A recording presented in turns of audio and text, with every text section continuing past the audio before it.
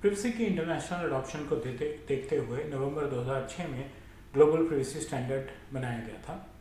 ये international data protection and privacy commissioners conference में बनाया गया था।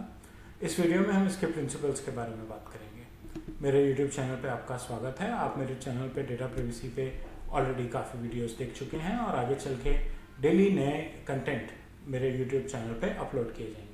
अब हम बात करते हैं डेटा प्रिवेसी की। डेटा प्रिवेसी क्या है? डेटा प्रिवेसी मेरा हक है ये तय करने का कि मैं अपनी कौन सी पर्सनल इन्फॉर्मेशन किसके साथ शेयर कर रहा हूँ, क्यों शेयर कर रहा हूँ, पर्पस क्या है, उसको मेरी इन्फॉर्मेशन क्यों चाहिए, वो मुझे ऐसा क्या काम करके देगा जिसके लिए उसको मेरी इन्फॉर्मेशन चाहिए, और क्या वो करने के लिए वो मेरी इन्फॉर्मेशन किसी और थर्ड पार्टी के साथ शेयर करेगा, अगर हाँ तो किसके साथ, क्यों और कितनी इन्फॉर्मेशन। ठीक, ये डेटा प्राइवेसी की बेसिक डेफिनेशन है। डेटा प्राइवेसी में वो रूल्स और लॉज हैं कि अगर मुझे लगे कि मेरी इन्फॉर्मेशन गलत तरीके से शेयर हो रही है या गलत तरीके से इस्तेमाल की जा रही है तो मैं कानून की मदद लेके अपना बचाव कर सकूं। और ये जो ऊपर हमने डिस्कस किया प्रोसेस, जिसमें हम परमिशन लेने की बात कर रहे हैं मेरी इन्फॉर्मेशन कलेक्ट करने के लिए, प्रोसेस करने के लिए और आगे शेयर करने के लिए, उस परमिशन लेने के प्रोसेस को हम डेटा प्राइवेसी की दुनिया में कंसेंट मैनेजमेंट कहते हैं, जिस पे मेरे चैनल पे काफ़ी वीडियोस हैं। आप उनको देख के आप कंसेंट मैनेजमेंट के बारे में भी और जानकारी ले सकते हैं। अब हम बात करते हैं की प्रिंसिपल्स की जो ग्लोबल प्राइवेसी स्टैंडर्ड में बनाए गए हैं।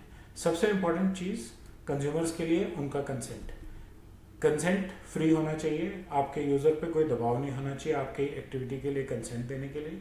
कंसेंट स्पेसिफिक होना चाहिए, आपका पर्पस बहुत क्लियर और स्पेसिफाइड होना चाहिए कि आप पर्सनल इन्फॉर्मेशन क्यों ले रहे हैं, आप कैसे प्रोसेस करेंगे और क्या रिजल्ट देंगे उसका, आपकी अकाउंटेबिलिटी क्या है, राइट। आप उसको संभाल के रखेंगे, आप इंश्योर करेंगे कि गलत तरीके से शेयर नहीं हो रही है, और आप इंश्योर करेंगे कि अगर कुछ इंसिडेंट या ब्रीच हो रहा है तो आप टाइमली इन्फॉर्म भी करेंगे और प्रोसेस में ऐसा चेंज लाएंगे कि ऐसी चीज़ रिपीट ना हो।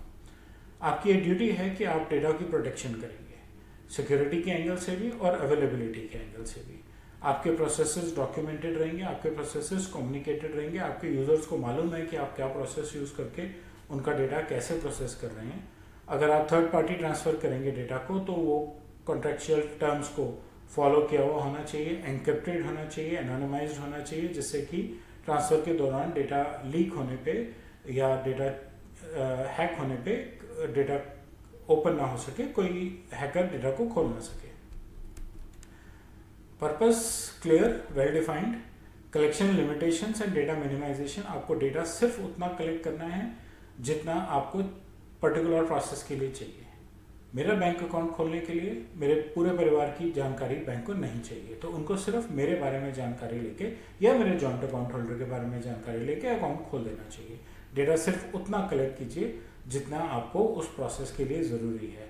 उसकी यूसेज, उसकी रिटेंशन और उसका डिस्क्लोजर वेल डिफाइंड होना चाहिए। आप उसको कैसे यूज़ करेंगे, कैसे प्रोसेस करेंगे, आप कब तक अपने पास वो डेटा संभाल के रखेंगे, उसकी एक टाइम लिमिट डिफाइंड होनी चाहिए। वैसे यूज़र राइट्स में right to opt out, right to erase, right to object processing, ये सब अवेलेबल हैं, लेकिन आपकी प्राइवेसी पॉलिसी में भी ये क्लियर होना चाहिए कि आप डेटा कब तक रिटेन करेंगे, और अगर आपका पर्पस खत्म हो गया है तो आप डेटा इरेज भी कर सकते हैं। किसी का डेटा नहीं रखना चाहिए अपने पास। और डिस्क्लोजर कैसे करेंगे? डिस्क्लोजर या तो उस यूज़र को करेंगे जिसका डेटा है या जिसको उसने ऑथराइज किया है, या फिर अगर किसी लीगल एस्पेक्ट्स के लिए, किसी इन्वेस्टिगेशन के लिए डेटा चाहिए तो उसको डिस्क्लोज करेंगे। ठीक, डेटा की एक्यूरेसी को आप मॉनिटर करेंगे, आप रेगुलरली वैलिडेट करेंगे कि डेटा एक्यूरेट है कि नहीं है। अगर यूज़र की पर्सनल इन्फॉर्मेशन में कुछ चेंजेस हैं तो वो क्या चेंजेस हैं वो आपके पास अवेलेबल होना चाहिए, गलत इन्फॉर्मेशन प्रोसेस नहीं होनी चाहिए। आप सिक्योरिटी के CIA ट्रायड को मैनेज करेंगे। CIA confidentiality, integrity and availability. Data confidential रहेगा, अनऑथराइज एक्सेस से दूर रहेगा, एनक्रिप्टेड रहेगा, एनोनिमाइज्ड रहेगा, सो अगर कोई हैक करके ले भी जाता है तो वो उसको पूरा पढ़ ना सके। अगर एनोनिमाइज्ड रहेगा तो कुछ पोर्शन डेटा का जाएगा तो भी कोई उस डेटा को ओपन करके आइडेंटिटी नहीं डिस्क्लोज कर पाएगा। अवेलेबिलिटी रहेगी, यानी कि अगर डेटा करप्ट होगा तो आपके पास बैकअप रहेगा, आप डेटा वापस अपने बैकअप से ला सकते हैं। और इंटेग्रिटी रहेगी, मतलब आप चेकसम्स के थ्रू रेगुलरली चेक करते रहेंगे कि डेटा करप्ट नहीं हुआ। सो मेरी जो भी पर्सनल इन्फॉर्मेशन आपके पास है उस पर CIA ट्रायड की सिक्योरिटी ज़रूर होनी चाहिए। आपके सारे प्रोसेसेस फुली ट्रांसपेरेंट होने चाहिए। सबको पता होनी चाहिए, कम्युनिकेटेड होने चाहिए, पब्लिश्ड होने चाहिए, पॉलिसीज भी और प्रोसेसेस भी। और डेटा का एक्सेस सिर्फ यूज़र को होना चाहिए, या फिर अगर आप आईटी में कंट्रोल कर रहे हैं तो सिर्फ ऑथराइज यूज़र को अलाउड होना चाहिए कि वो अपने डेटा की एक्यूरेसी चेक करे, आपको चैलेंज करे कि एक्यूरेट नहीं है और उसमें चेंजेस कराए और आप चेंजेस को अपडेट करें।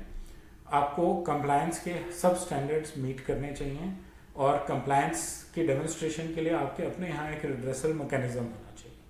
अगर मुझे कुछ डेटा चेंज कराना है या अगर मुझे कहीं कोई इंसिडेंट या ब्रीच नज़र आता है तो मैं कहाँ कंप्लेंट करूँगा, कैसे कंप्लेंट करूँगा। आपका ये प्रोसेस भी फुली डॉक्यूमेंटेड और पब्लिश होना चाहिए डेटा कलेक्शन से पहले। ठीक, ये सारी चीज़ें डेटा कलेक्शन से पहले एप्लीकेबल होनी चाहिए और अगर कभी इनमें चेंजेस करने पड़े तो वो चेंजेस भी कम्युनिकेटेड होनी चाहिए। नेक्स्ट लेवल ऑफ अपील क्या है?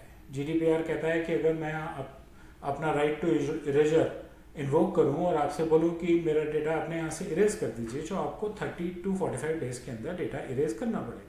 अगर ऐसा नहीं होता है तो नेक्स्ट लेवल क्या है? मैं एस्केलेट कहाँ करूँ, किसके पास जाऊँ आपकी ऑर्गेनाइजेशन में कि मेरा डेटा अभी भी प्रोसेस किया जा रहा है, डिलीट नहीं किया गया है।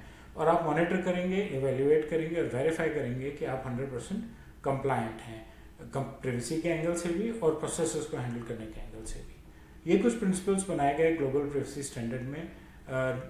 दुनिया में जितने भी प्रिवेसी स्टैंडर्ड्स हैं वो इन टॉपिक्स को, इन प्रिंसिपल्स को फॉलो करते हैं।